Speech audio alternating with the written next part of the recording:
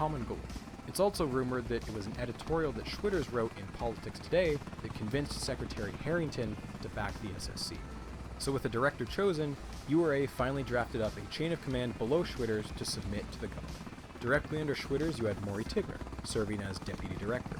Helen Edwards would serve as head of the Accelerator Division, and Bruce Chrisman as director of laboratory administration. And finally, spared-up executive Robert Robbins, yes, also a real name, he would be the head of conventional construction. As the deadline drew near, the original 14-page proposal had morphed into a monstrous 3-volume, 6-inch thick proposal. As one executive put it, bureaucratically, it was gorgeous. Just in time, the proposal was submitted. And, as many expected, it was the only proposal submitted. The URA had, this entire time, been the only organization with any hope of managing the project. And after a year and a half of bureaucratic hoops, URA was finally approved to build the SSC. And yet, the day the management contract was signed, Maury Tigner resigned. It was clear he had made up his mind months ago. Before even a single shovel could break ground, a critical member of the management chain had left. It seems there had been a growing animosity between the existing R&D group and the incoming URA management team. There had been a prevalent assumption that Maury Tigner was the obvious choice for director, at least among his loyal R&D group. Maury had been partially blindsided by the selection process, as URA had carried it out in secret to avoid a conflict of interest. In the end, Maury was passed over because he was known for being guarded and impatient with non-physicists, overly blunt at times. His technical wizardry was unrivaled, yes, and he was considered the best man to build the SSC, just not to manage it. Schwitters was much more adept at wooing the Washington bigwigs who would be necessary to keep the project alive. As a consolation, Maury was named deputy director. He and Schwitters would negotiate their respective roles. However, these discussions were unproductive and emotionally fraught, with Maury never satisfied. Schwitters soon realized there was a gap between them that couldn't be bridged. It was clear he wanted total authority on lots of detailed stuff that couldn't be guaranteed. He had a very specific list of people he demanded in key roles. So if not the deputy director, then perhaps the project manager, a role many of his peers thought would be ideal for him. It was less front-facing than the deputy job, requiring far less public relations and far more technical know-how. Well, according to Tigner himself, the DOE had indicated that I would not be acceptable as project manager. Ever since that fateful phone call, the DOE labeled him a troublemaker. And so there was only one path left for Maury, going back home to Cornell. When Tigner left the project, so did many of the loyal senior staff who worked beneath him. Thus, many of those who had spent 5 years working on the R&D side were simply gone from the project. Those that did stay were much fewer in number and peppered throughout the project in mid-level positions that gave them much less seniority than they previously had. The selection of Schwitters over Tigner, and then Tigner's eventual departure, was the first sign that big physics was changing. Gone were the days of risky, pioneering academics given free rein. Now it was the age of the corporatist, conservative physicist, beholden to bureaucracy and micromanagement. This split in attitude would prove irreparable and would lead to worse clashes down the line. Maury Tigner was the first person on this chart to leave, and he won't be the last. But for now, it was time to get to work. It was time to build a collider. While the selection of the URA and Roy Schwitters were both big news, for the country at large there was a far more interesting contest playing out. Where was the SSC going to be located? In terms of a timeline, there was a strong push to have the site selection finalized by the end of 1988. This would allow Reagan to be able to leave office in January with one last major announcement, a final accomplishment he could claim as his own after 8 years in office. And so the clock was ticking. In April of '87, the site selection contest was announced. Now, as exciting as the project was to scientists, it wasn't exactly going to appeal to the average US citizen, or more importantly, the average state politician. So instead of marketing the SSC as a science machine, the feds marketed it as a job creation machine. Specifically, one that would create 2,200 temporary construction jobs, 4,500 permanent lab jobs, as well as a guaranteed source of $660 million in yearly funding. Jobs win votes. Simple as that. And with that, the grand prize had been set, and the contest had the attention of nearly every state in the nation. After 5 months had gone by and the September deadline rolled around, the Department of Energy had received 46 proposals from nearly half of the 50 states. Of these, 7 were outright rejected for not even meeting the bare minimum requirements, including one that was pitched to be in space. Since the US doesn't own outer space, it failed to meet the very first condition. For a similar reason, another site that straddled the US-Canada border was also rejected. This was the only international submission to the site contest. Honestly, it had a lot going for it. It would have crossed over between upstate New York and southern Quebec, much like how CERN straddles the French and Swiss borders. This fact alone would have mitigated concerns about the SSC being an American-centric project, and potentially could have led to broader international support. And also, the location would have benefited from massive electricity savings because of the nearby cheap Canadian hydroelectricity. Despite all this, the proposal was thrown out by Secretary Harrington because the DOE was adamant about the site being entirely within the US. It wasn't so much that the site wasn't picked, but rather the outright rejection that would go on to sour relations with the Canadian government. But even more so, the rejection greatly distressed the congressional delegation from New York, and in particular, Republican Sherwood L. Bowler. I'm singling him out for no reason at all. A more intense second round of evaluations further narrowed the list from 36 proposals down to just 8 finalists, which were announced in December of 1987. Arizona, Colorado, Illinois, Michigan, New York, North Carolina, Tennessee, and Texas. And almost overnight, there were some big changes. First, there were accusations of favoritism. This is a little far-fetched considering Reagan and Harrington's home state of California hadn't made the shortlist, almost entirely because California is far too susceptible to earthquakes. A slightly more valid concern was preferential treatment for wealthier states. See, the DOE had made a big show about how cost savings weren't going to be considered in the initial rounds, as they wanted the decision to be as impartial as possible. What they feared would happen was a bidding war, where bigger states that were more wealthy would just offer state funding as an incentive, leaving smaller states at an inherent disadvantage. So for that reason, a coalition of smaller states passed a law requiring all financial incentives to be submitted in a sealed envelope and only opened after the winning site was chosen. This, of course, was a farce, because many state legislatures would make very public announcements about how they were offering over $1 billion in state funding, and the task force would just have to pretend like they hadn't heard any of it. The second big change was much worse for long-term support of the project. Marketing the SSC as a job creation machine and not a science machine had enormous short-term benefits. The site competition had been fierce, with many enthusiastic proposals vying for those tantalizing jobs. But as the majority of the states were cut from consideration, almost overnight their elected representatives pivoted from supporting the project to loudly complaining that the SSC was nothing more than a $15 billion parasite that was monopolizing the bulk of the nation's science funding. You couldn't even market the SSC as a science machine now, because now the rhetoric had shifted to how bloated the project was and how we should instead be funding several smaller scale physics projects. In hindsight, this should have been an obvious outcome. Only one state was ever going to host the machine, and therefore those oh-so-valuable jobs. Only a few days after the announcement of the finalists, New York Governor Mario Cuomo withdrew the Rochester, New York site from consideration. Apparently, there had been a strong local opposition to the project due to its relative proximity to a large city center. Now, with the sole exception of Chicago, Illinois, the remaining 7 site locations were all extremely rural, with far fewer people who could be placed to build the project. Each of the remaining sites had their own advantages. Arizona, for instance, would only have to displace 4 families, and hundreds of families at other sites. Tennessee and Colorado had the best geology for cheaper tundra. Texas, Michigan, and North Carolina sites each had a good variety of industrial infrastructure. But for most academics, the winner was a foregone conclusion. The contest was just a months-long dog and pony show to give the impression of critical fairness. Fermilab, located in Chicago, Illinois, was inarguably the best choice for the site. Chicago was no stranger to this exact sort of competition. It had been the winner of a 1966 site selection competition to build Fermilab in the first place. And to beat a dead horse here, it was home to the world's largest particle accelerator, Tevatron. With Fermilab already constructed, you'd be saving enormous sums of money on the existing lab infrastructure and the hiring of thousands of staff and researchers, with ample housing and universities right nearby. But perhaps the strongest reason, advocated by Nobel laureate James Cronin, was that the building of the SSC at Fermilab would keep the US at 4 particle accelerator labs, not 5.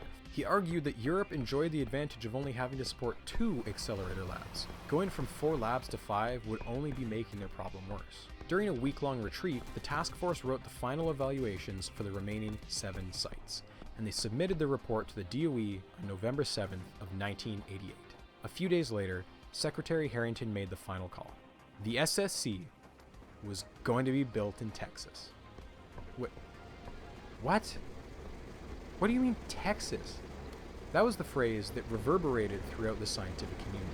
And if tensions weren't high enough, just a few days earlier, in a much less surprising result, George H.W. Bush had defeated Michael Dukakis in a brutal presidential campaign. There was soon going to be a Texan in the Oval Office. Congress immediately requested an ethics investigation from the U.S. Government Accounting Office, but no wrongdoing was found. The real reason that Fermilab lost out to Texas is far less scandalous, but still just as infuriating.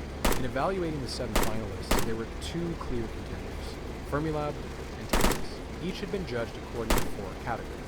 On geology and regional resources, both Fermilab and Texas received outstanding ratings, the highest possible.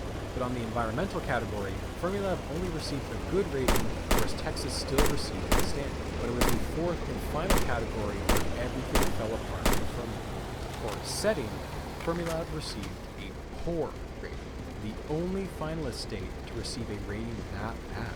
See, out of the remaining 7 finalists, only Fermilab was situated in what could be considered a non-rural area, and there was resistance within the local communities due to concerns about displacement due to construction, noise pollution, and increased traffic.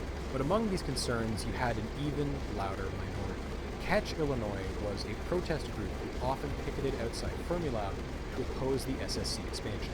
They argued absurd claims that the experiments would result in nuclear waste production, despite the fact that this is not the kind of research that particle accelerators do. And also, Fermilab had been operating a particle accelerator for nearly 20 years with no negative impacts on the community. It's thought that these fears were driven partly because of the enormous nuclear weapons cleanup that was occurring at the time, as well as the Chernobyl disaster from a couple of years earlier. The anti-nuclear movement was at its most influential. But it wasn't just that there was local opposition. It was more so that Catch Illinois had specifically threatened to tie up this project in the courts for 35 years. Worried that the DOE wouldn't be able to acquire the land in time to begin construction, the Fermilab site was considered too volatile and ultimately given the rating. As for the Texas site, located just south of Dallas in the town of Waxahachie, it was the only location to receive 4 outstanding ratings. It was an outcome that came as a complete shock to everyone. Not quite everyone. Richard Lundy, a physicist at Fermilab, made a bet with the college in late October. He told them to write down 3 predictions. The SSC would be situated in Texas. 2. URA would be granted the management contract. 3. The project would fold in 5 years. It was now 2 for 3.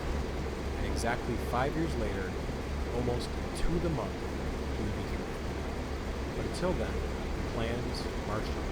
The crown jewel of American particle physics was moving to Texas. And you know what they say? Everything's bigger in Texas.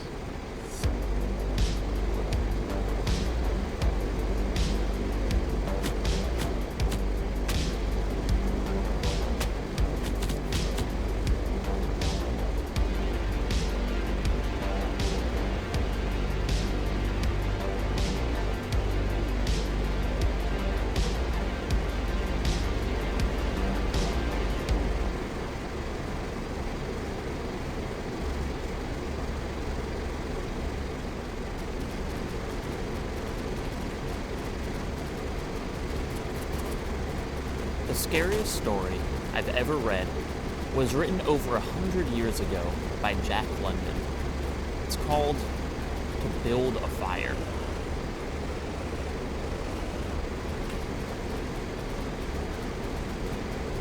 Seven congressmen, 2 senators,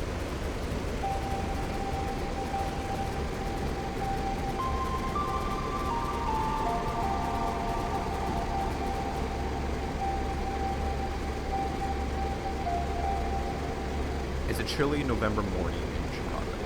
2 days ago, George H.W. Bush won the 1988 presidential election against Michael Dukakis. Today, November 10th, it was announced that Waxahachie, Texas would be the site for the world's largest particle accelerator. The news had leaked to the press early, and many of the physicists driving the Fermilab on that Chicago morning had heard the bad news via their car radios. They waited and gathered throughout the halls of Fermilab and pondered the future. Would the lab be shut down? What about their jobs? Later that day, around noon, they found themselves sitting in the main auditorium where the lab's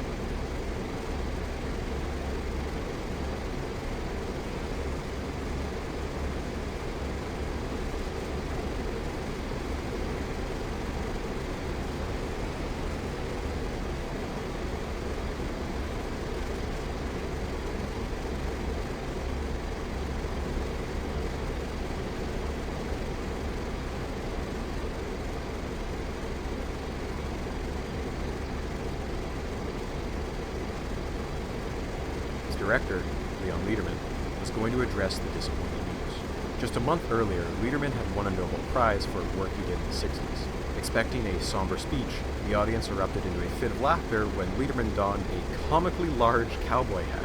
After the noise died down, Lederman began giving his speech. Much like George Bush 2 nights earlier, he had 2 speeches prepared, one for the best-case scenario and one for the worst. Lederman began by expressing his disappointment in the site selection, and like many of those there, he maintained that Fermilab would have been a better location to build the superconducting super collider. As for Fermilab's future, he reminded the crowd that the SSC wouldn't be up and running until at least the year 2000, and that in the meantime, Fermilab's Tevatron would remain America's biggest collider. They had 10 to 15 good years left in them. Not to mention, they would likely play a key role in R&D for the SSC. But despite his assurances, the crowd was always going to be gutted. As he wrapped up his speech, he put the cowboy hat back on, and left the crowd with a final message in his best Texas accent. Call me tales.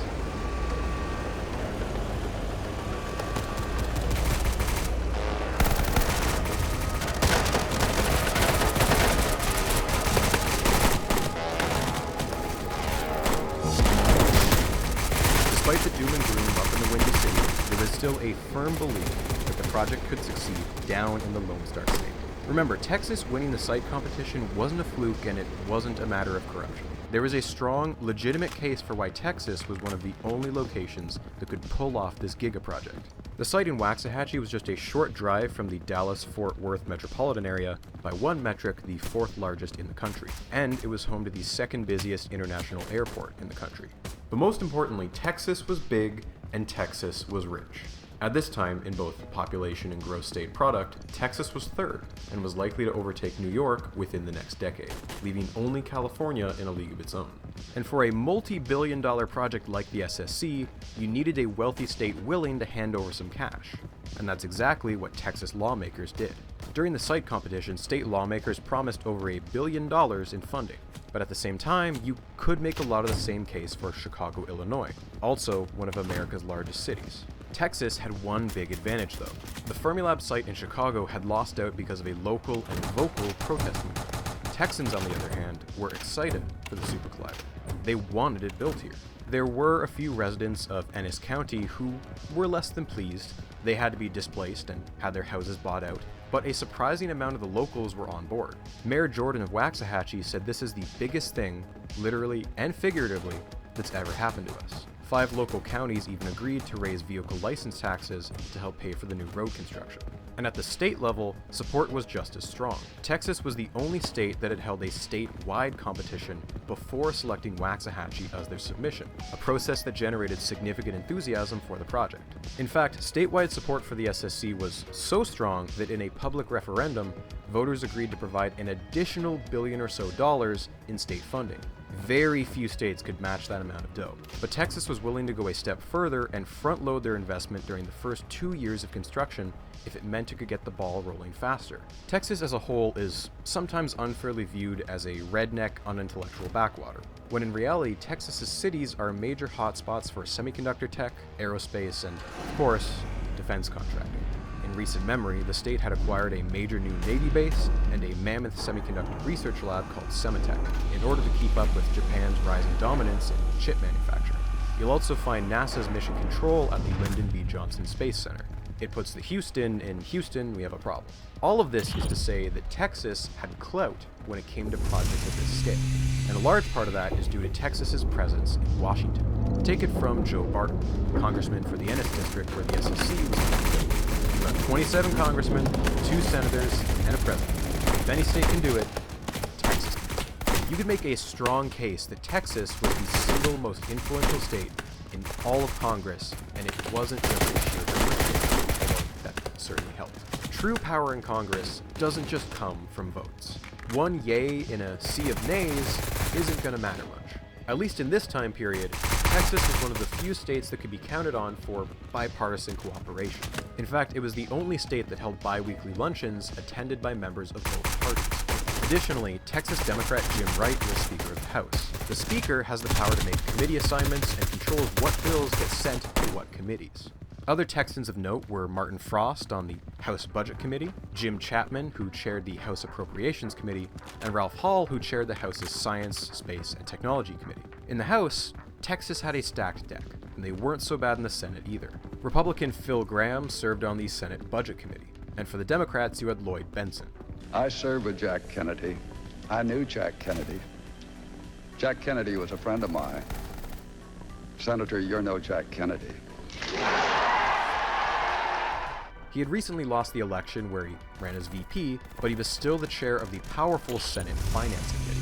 Any budgetary bills need to make it through there before they can be voted on. So, if you wanted to, say, I don't know, indefinitely prevent a bill from being voted on, he could do that.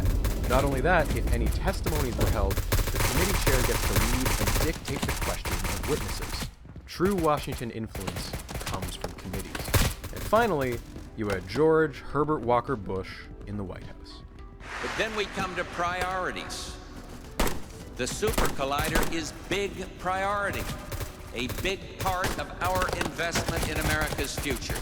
And when you talk basic research, this is the Louvre, the pyramids, and Niagara Falls all rolled into one. And where once we reach for the moon above to explore new frontiers of our universe, soon we'll begin to tunnel below to learn about the fundamental question of science, how our universe began. His support for the project had less to do with him being Texan, and more so that the SSC began under Reagan when he was VP, and it would be bad optics to change his mind now. And if you had Bush on your side, you also had his presidential veto.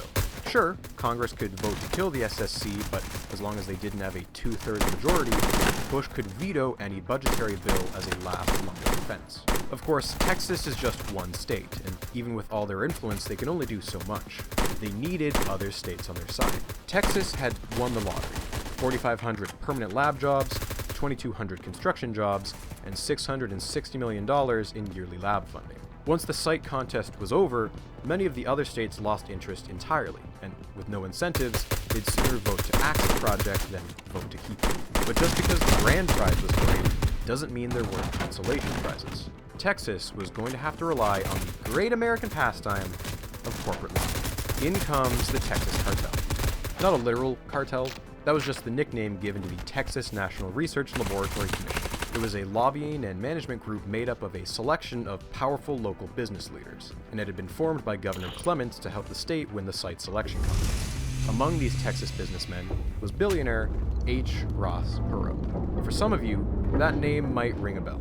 We'll be getting back to him much later. The cartel was quickly joined by other lobbying groups. You had ISAC, Americans for the Super Collider, and the National Superconducting Collider Coalition. All funded by Texas, yes, but operated as if they were national organizations. Why? Because their job was to convince the other 49 states who weren't getting to host a massive public works project. The main mission of the lobbying groups was to contact companies in as many states as possible and generate interest in contracts for the construction. It's estimated that nearly 8,000 contracts were committed, totaling somewhere around $200 million. By one estimation, 47 of the 50 states had been awarded at least one contract. This was a tried-and-true political tactic commonly employed by the military-industrial complex, perhaps better known as pork barrel politics. Make sure every state has a piece of the pie, no matter how small, and it makes it hard for politicians to justify defense spending cuts. You can't slash the defense budget. If you do, steel plants in Ohio, Indiana, Michigan, Pennsylvania, all of them will have to shut down. Do you really want your vote to be responsible for thousands of layoffs? Of course, by sheer coincidence, many of the most lucrative contracts were awarded to states who had senators and congressmen who just so happen to have seats on appropriations committees, budget committees, science committees, etc. Hey, aren't you a senator from Louisiana? Say, would you and your constituents be interested in a magnet plant? See, we need a lot of magnets, and you want jobs for your people. Make some magnets. I feel like this would be a mutually beneficial arrangement. After months of the cartel greasing just the right wheels in Congress, the House and Senate agreed to allocate nearly $500 million towards construction. This budget wasn't without its speed bumps, though. A group of 3 congressmen had proposed an amendment asking to delete construction funds and allocate less than half of that for more R&D to give more time to find international partners for the project. The House voted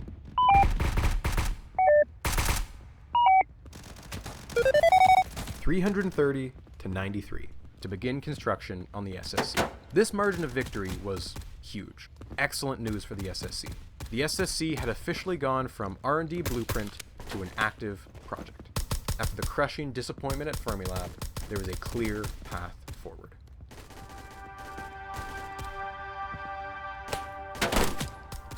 It didn't take long for things to go off the rails.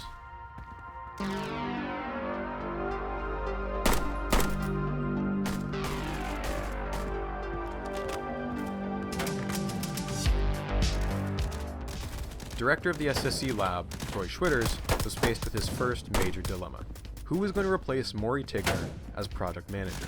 Maury's technical knowledge of the project had been unrivaled, and the loyalty of his staff was fierce. Losing him also meant losing many of his loyal employees, resulting in a knowledge gap during the transition from California to Texas. But that wasn't the only thing not to make the transition. One of the key elements missing from the project management was a cost and control system. These days, it's practically a given that any major project in both the private and public sectors will employ a robust tracking software to keep tabs on timelines and budgets. But in the late 80s, with computer use still becoming mainstream, physicists weren't widely using them yet. On the contrary, many physicists actively resisted using such a system, as they viewed it as another layer of bureaucracy and micromanagement that was keeping them from their actual work. In hindsight, not implementing a tracking software was a disaster waiting to happen. Not to mention the contract signed with the Department of Energy legally required one to be implemented. They just didn't do it. Back in the R&D days under Maury Tigner, there had been a successful system being used, but with no one to bring it over, it evaporated into thin air. Roy Schwitters needed a strong second in command, someone who could handle the day-to-day stuff while Schwitters focused on working with Washington. While searching for a permanent replacement, Doug Pewitt stepped into the role and made attempts to implement this system, but faced firm pushback from physicists who hated the system because they viewed it as micromanaging. Even senior managers like Helen Edwards kept making excuses to avoid using it. But this was a multi-billion-dollar project and would very much come back to bite them later. Eventually, Schwitters found his ideal candidate and set his sight on Richard Briggs, who had led an accelerator program at Lawrence Livermore Labs. Now, Briggs was a competent guy, but bureaucrats in the DOE, specifically Robert Hunter, saw things differently. Hunter thought that Briggs lacked the ability to manage such a large-scale project, and blocked his appointment to the deputy director position. This kneecapped his authority, making it hard for Briggs to get anything done. But to a certain extent, Hunter had valid concerns. The price tag for the SSC sat at around $15 billion, nearly 25 times more expensive than Fermilab's Tevatron. Hunter was insistent that the management team needed someone who had experience managing billion-dollar projects, possibly someone from a military-industrial firm. For all these reasons, Hunter made it his mission to wrestle away control from the physicists, and make sure that the DOE and the government as a whole had final say on many aspects of the project. Physicists eventually got fed up with this and elevated their concerns all the way up the food chain to the Secretary of Energy, where they argued that their signed contract granted them the autonomy to manage the project themselves. Lucky for them, the new secretary agreed, and Robert Hunter was pressured to resign in order to relieve some tension. This meant that Richard Briggs could finally be confirmed as deputy director/project manager. But Robert Hunter would later be vindicated. As the months wore on, it became clear that Briggs was less suited to being project manager than some had hoped, and Schwitters decided to let him focus solely on being deputy director and bring back Doug Pewitt to be acting project manager. If you're keeping track here, this is Doug Pewitt's second time being acting project manager. And again, Doug Pewitt would try for a second time to implement a cost management system, but reluctance from the physicists prevented it from catching on a second time. To make matters worse, the two private companies that had been brought on because of their experience with military contracts were turning out to be disasters. Unmitigated disasters. In a memo from one of the SSC board members, EG&G and Sverdrup were flooding the place with people, most of them incompetent or poorly suited to the tasks they were being assigned. Sverdrup was supposed to be handling construction, but according to some of the physicists, they'd been sending their third-rate employees to Texas, who would otherwise have been laid off. In fact, Sverdrup seems to have outright lied about their company's qualifications. They had been brought on to dig the tunnels for the project because they had worked in the Harbor Tunnel. Except it seemed like they had zero experience digging tunnels. I don't know how that happens. The company as a whole was so incompetent that their executive, Robert Bobbins, who had been named Director of Conventional Construction, was forced to resign within months. His replacement, Lew Smith, was also forced to step down soon after. The SSC management opted to outright terminate the contract of Sverda, leaving a handful of physicists to have to step in and manage the construction themselves until they could find a new company to take over.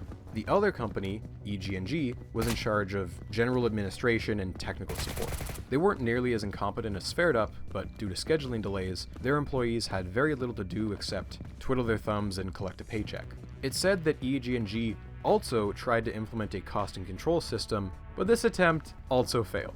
Worst of all, though, the long delays led to yet another departure from the management team. Bruce Chrisman had been assigned to handle administration, but he had opted to return home to Fermilab, leaving many unfinished tasks in limbo. For those keeping score at home, it is May 1989, and all but 2 of the original managers have either resigned or been forced off the project. That left Roy Schwitters as director and Helen Edwards as head of accelerators. Now fortunately, Helen was an ideal pick for her role. She had been one of the lead designers of Fermilab's Tevatron, but she had the unenviable task of adapting the design plan first drafted by Maury Tigner before he left the project. Tigner's plan had been purposefully generic, as the Texas site hadn't yet been chosen, and it was Edwards' job to adapt it to Texas. But during this process, she had come to the realization that a lot of changes were going to have to be made. Tigner had chosen a risky design. He wanted magnets with an aperture size of 4 centimeters. This is risky because magnets have a sweet spot of sorts, kind of like a tennis racket. The bigger the racket, the bigger the sweet spot for hitting the ball. The magnetic field is the most uniform in the direct center and quickly deforms near the edges. A larger magnet aperture of 5 centimeters would fix this, so it'd have a larger sweet spot. But it would be more expensive to manufacture because it's bigger. And also the diameter of the total collider would have to be extended by a few kilometers. She simply viewed the 4 centimeter magnets as too risky. If Tigner was still with the project, maybe he could have pulled it off. It was his design after all. But this was Edwards' job now, and she wasn't confident that she and her team could pull it off, so she wanted to go with a safer, more conservative, but also more expensive option.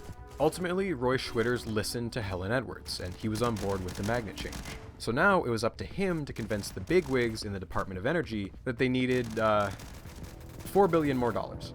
Just sweep it, just a little bit. But since Reagan left office, Bush had appointed an entirely new team of bureaucrats to head up the department. And the new Secretary of Energy had some strong opinions on how the SSC was going to be managed from here on out.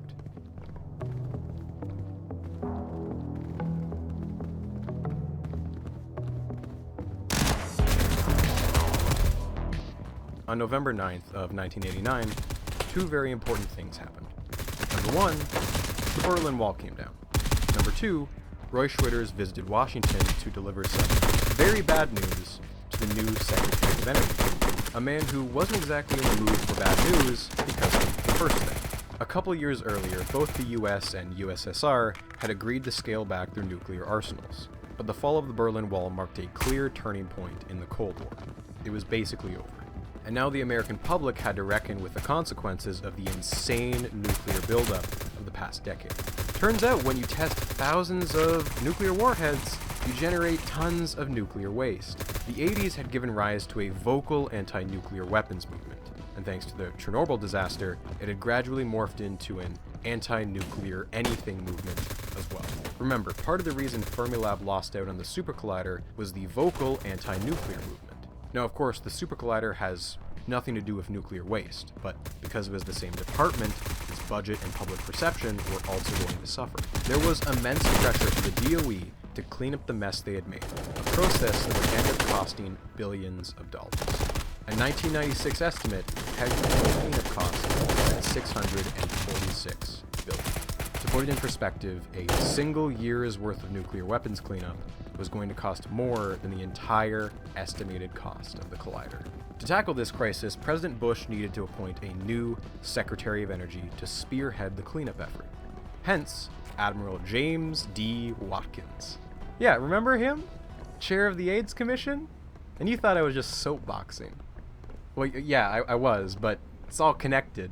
It seems like whenever Reagan and Bush had a tough problem they didn't really care too much about, they called in Admiral Watkins. Thankfully, compared to his last White House job, Watkins was slightly more qualified for this one. Trained as a mechanical engineer, Watkins had served most of his career in the Navy and even commanded a nuclear submarine.